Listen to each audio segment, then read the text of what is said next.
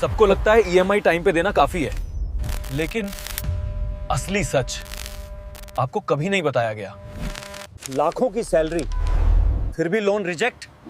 आपकी एक छोटी सी गलती आपको बर्बाद कर रही है। आपकी आज की एक गलती अगले 10 साल तक पीछा नहीं छोड़ेगी। सच।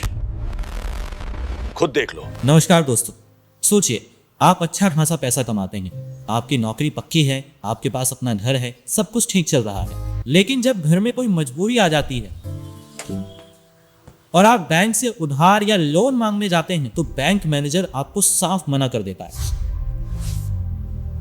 आप हैरान रह जाते हैं कि ऐसा कैसे हो सकता है और मेरी तो कोई गलती भी नहीं है। इसका सीधा सा जवाब है आपका सिबिल स्कोर।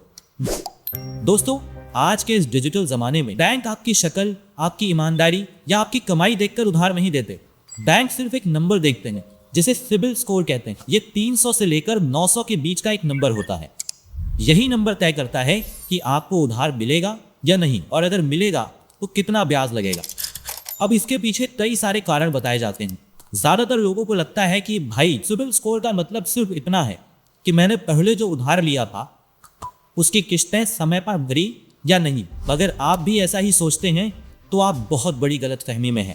लेकिन असली कारण कुछ और है। आओ समझाता हूँ। असल में किस्तें समय पर भरना इस पूरे खेल का सिर्फ एक छोटा सा हिस्सा है।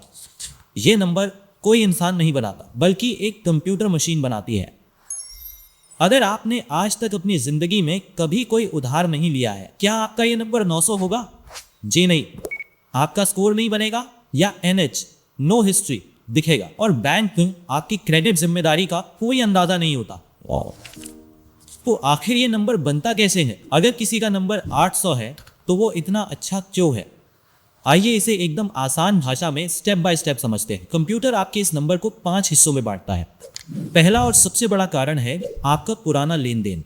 ये सबसे जरूरी है। आपके पूरे नंबर का 33% हिस्सा सिर्फ इसी बात पर टिका होता है कि आपने अपनी पुरानी किस्तें समय पर भरी हैं या नहीं। अगर आपकी एक भी किस्त बाउंस हो गई या आपने देरी से पैसा दिया तो आपका ये नंबर तेजी से नीचे गिर जाता है। दूसरा कारण है आप अपनी क्रेडिट कार्ड पर कितना इस्तेमाल करते हैं। यहीं पर सबसे ज्यादा लोग फंसते हैं। मान लीजिए तो आपके कार्ड में 1 लाख रुपए खर्च करने की छूट है। आपको लगता है कि ये 1 लाख रुपए आपके हैं और आप हर महीने 90,000 रुपए खर्च कर देते हैं। महीने के अंत में आप पूरा पैसा बैंक को लौटा भी देते हैं। आप सोचेंगे कि आप तो बहुत अच्छे ग्राहक हैं, लेकिन कंप्यूटर की नज़र में आप उधार के भूखे इंसान हैं। नियम ये कहता है कि आपको अपने कार्ड की लिमिट का 30% से कम इस्तेमाल रखने की कोशिश करनी चाहिए। जितना कम उतना बेहतर। अगर आपको ज्यादा खर्च करना है तो बैंक से बोलकर अपने कार्ड की लिमिट बढ़वा ले, लेकिन इस 30% वाले नियम को कभी मत तोड़ें। तीसरा कारण है आपका खाता या कार्ड कितना पुराना है। बहुत से लोग ये गलती करते हैं। उनके पास एक पुराना कार्ड होता है जो 5 साल से चल रहा होता है। अचानक बाजार में कोई नया कार्ड आ जाता है जिसमें कोई फीस नहीं होती, तो वो पुराने कार्ड को बंद करवा देते हैं। ऐसा कभी मत करना। आपका कार्ड जितना पुराना होगा, बैंक आप पर उतना ही ज्यादा भरोसा करेगा। पुराने कार्ड को बंद करते ही आपकी 5 साल की अच्छी छवि कंप्यूटर से मिट जाती है। चौथा कारण है आपके पास किस तरह का उधार है। बैंक देखना चाहता है कि आपने जो उधार लिया, क्या वो सब बिना गिरवी वाला उधार है, जैसे सिर्फ पर्सनल लोन या क्रेडिट कार्ड।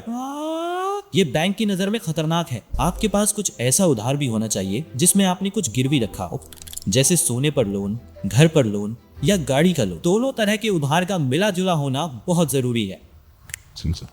पांचवा कारण है आप कितनी बार उधार मांग रहे हैं। जब भी आप किसी बैंक या मोबाइल ऐप पर लोन के लिए अप्लाई करते हैं तो वो कंपनी आपका सिबिल स्कोर चेक करती है। अगर आप एक ही महीने में 10 अलग अलग जगह से उधार मांगेंगे तो मशीन को लगेगा कि आप बहुत ज्यादा मजबूरी में हैं और आपको पैसों की सख्त जरूरत है।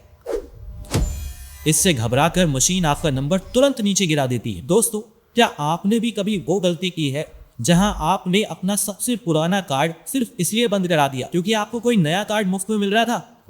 मुझे कमेंट्स में जरूर बताना। और अगर आपको मेरी ये बातें समझ आ रही हैं तो चैनल को सब्सक्राइब करें। दोस्तों, यह वीडियो सिर्फ सामान्य जानकारी और शिक्षा के लिए है। यह कोई वित्तीय सलाह नहीं है। क्रेडिट स्कोर हर व्यक्ति की स्थिति पर अलग अलग निर्भर करता है।